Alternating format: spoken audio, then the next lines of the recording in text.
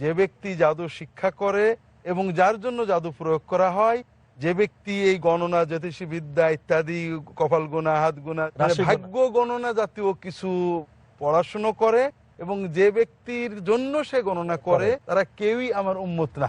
একটা হলো শুভ অশুভ জানা, নির্ণয় করা, বিশ্বাস করা। আমরা মুসলমানরা এখনো সন তারিখের, শনি মঙ্গল আমাবস্যা পূর্ণিমা, কোন দিনে বিবাহ হলে ভালো হবে, দিন তিথি, যেটা সর্বোচ্চ কুফুরি। এমনও গ্রামগঞ্জে আছে, শুনে আশ্চর্য হবেন যে আপনার সপ্তাহের এই দিনে বাঁশঝাড় থেকে বাঁশটাও কাটা যাবে না। জি জি জি, এটা অশুভ। ইসলাম যখন বললেন যে কাহিনদের কিছু নেই, গণক ঠাকুর পুরোহিতদের কাছে কিছু নেই, তা সাহাবীরা বললেন যে কোনো কোনো সময় তাদের কথা ঘটে যায়। তখন রাসূলুল্লাহ সাল্লাল্লাহু আলাইহি ওয়াসাল্লাম বললেন, শয়তান ওই ফেরেশতাদের কাছ থেকে কিছু কথা শুনে এনে তাদের কানে কিছু বলে। এটা হলো ইবলিস শয়তানের এজেন্টরা। এখানে ভয়ঙ্কর বিষয় হলো, এই এজেন্সির একটা চূড়ান্ত দিক হলো এই ভাগ্য বা গোপন কথা বলে দেওয়াটাকে আমরা বুজুর্গি মনে করি।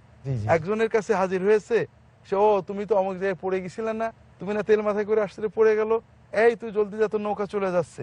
সত্যি নৌকা চলে যাচ্ছে, এরা ফকিরদের কেরামতি, বিরাট কেরামতি। অথচ এইটা হলো শয়তানের এজেন্সি।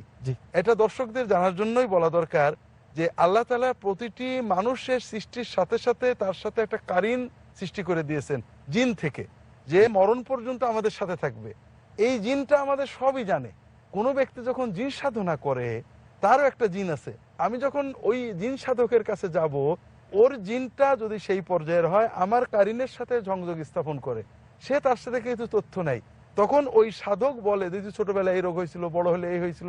এটা মুসলমান মুশরিকদের ভিতরে পাওয়া যায়, অমুসলমান বিভিন্ন ধর্মের সকলেই।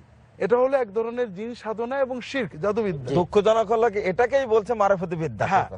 এই জন্য এই যে জাদু, ভাগ্য গণনা, অতীতের গোপন কথা বলার এই পুরো সিস্টেম, পুরো ব্যবস্থাতে শিরক।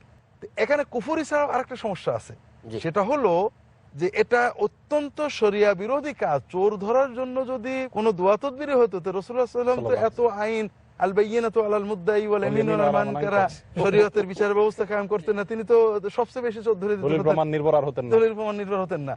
মান আতা কাহিনান আও আররাফান ফাসাদদাকাহু ফিমা ইয়াকুল ফাকাদ কাফারা বিমা উনজিলা আলা মুহাম্মদ সাল্লাল্লাহু আলাইহি ওয়াসাল্লাম। যে ব্যক্তি গণক, ঠাকুর, ভাগ্যবক্তা, অর্থাৎ এখানে গণক ফকির, মুসলমান নামদারি ফকির অথবা হুজুর, দরবেশ, তার কাছে যে ভাগ্য, যে আমার গরুটা কোথায় আছে, আমার ছেলেটা কোথায় আছে বলে দাও, আয়না পড়া দিয়ে বা যে কোনো ভাবে গোপন বিষয় জানার দাবি দ্বারা করে, এদের কাছে যে যদি কেউ তার কথা বিশ্বাস করে, তাহলে কাফের।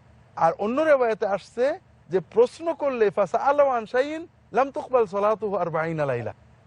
যদি কেউ বিশ্বাস নাও করে, শুধু জিজ্ঞাসা করে, 40 দিন পর্যন্ত তার সালাত বা তার ইবাদত আল্লাহ কবুল করবে।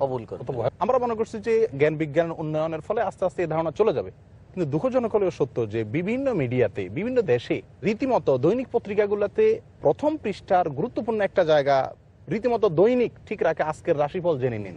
শুধু রাশিফল নয়, পাথর বিক্রয়, পাথর বিক্রয় করা, পাথর বিক্রয়ের একটা মানে বিষয় হলো আমরা বিজ্ঞান মনস্ক হওয়ার দাবি করছি, ক্রমান্বয়ে আমরা কুসংস্কার আচ্ছন্ন হয়ে যাচ্ছি। ডাকি তোমার যাত্রা শুভ হোক বলি, আল্লাহ তোমাকে শুভ করুক বলি না, তোমার যাত্রা শুভ হোক, তোমার মাস শুভ, তোমার বছর শুভ হোক। মানে এখানে একটা জিনিস, বিষয়টা আমার কাছে যেটা লাগছে যে এই যে তাতায়ুর, যেটা শুভ অশুভ নির্ণয়টা, এটা তো জাহিলি যুগের কাজ ছিল। মনে পাওয়া যায় যে জাহিলরা তারা নিজেরা হয় কোনো পাখি পালতো, অথবা চলন্ত পথে তাদের সামনে ঘর থেকে বের হলো, কোনো কাজে যাবে, পাখি একটা সামনে পড়লো, ওই পাখিটা ডান দিকে গেলে তারা মনে করতো যাত্রাটা শুভ, কল্যাণকর, আর বাম দিকে গেলে মনে করতো যাত্রাটাই অশুভ। এটা কোনো সেই জাহিলি প্রথা আমাদের ভিতরে এখন বিদ্যমান। রাসূল সাল্লাল্লাহু আলাইহি ওয়াসাল্লাম বলছেন যে প্রতিদিন ফেরেশতারা যে বিষয়টা দুনিয়ায় বাস্তবায়ন করবেন, সেটা মেঘের মাঝে আলোচনা হয় আগামীকাল কি হবে। আর শয়তানরা তখন একটার পর একটা উপরে উঠে এখন উপর পর্যন্ত যায়, তাদের একটা কথা শুনে নাই, সঙ্গে সঙ্গে আলোর ছটা বেরিয়ে আসে, অর্থাৎ এই শয়তানকে দেখতে পেয়ে ফেরেশতারা তার দিকে ছুঁড়ে মারে, যেটা সহিহ বুখারীর হাদিস।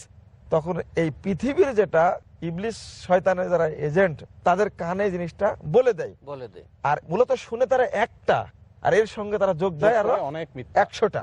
তখন এই 100টার মধ্যে একটা সত্য হয়ে যায়, আর তখনই বলে এই তো সত্যটা হয়ে গেল।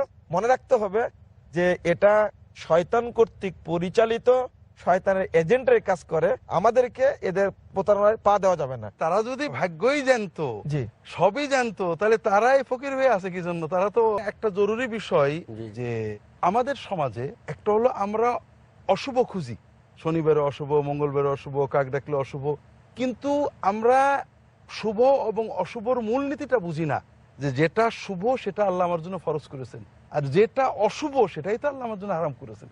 এখন এখানে বিষয় হলো যে আমি হারামে লিপ্ত হচ্ছি, যেটা কোরআন এবং সুন্নাহ বারবার বলছে যে এই হারামের পরিণতি অশুভ।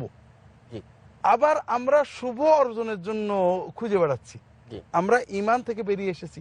দ্বিতীয় আরেকটা বিষয় হলো যে এই শুভ অশুভ খোঁজার নামে আমরা ঈমান হারানোর পাশাপাশি আমরা মূলত তৌহিদ হারালে যেটা হয়, জি। যেটা আল্লাহ বলছেন দরাবাল্লাহু মাসালান রাজুলান ফি শুরাকা মুতাশাকিসুনা রাজুলান সালামান লিরাজুলিন হাল ইস্তাবিয়ানি মাসালান, একজন চাকরের একটা মালিক আর একজন চাকরের অনেক মালিক, দুইজন চাকর এক নাই। যে চাকরের অনেক মালিক সে নতজন, সে সারাদিন অশান্তিতে থাকে।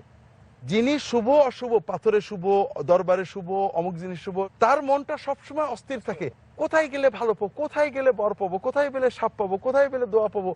আর যিনি তাওহীদে বিশ্বাসী, কল্যাণ অকলে বিশ্বাস করেছেন আল্লাহর কাজা এবং কদরে, সেই ব্যক্তি তো কোনো দুশ্চিন্তাই তো থাকে না, তার মালিক আল্লাহ এবং আল্লাহর হাতে সব কল্যাণ অকল্যাণ, যে এই আল্লাহ জায়গায় ধর্ণা দিবে সে।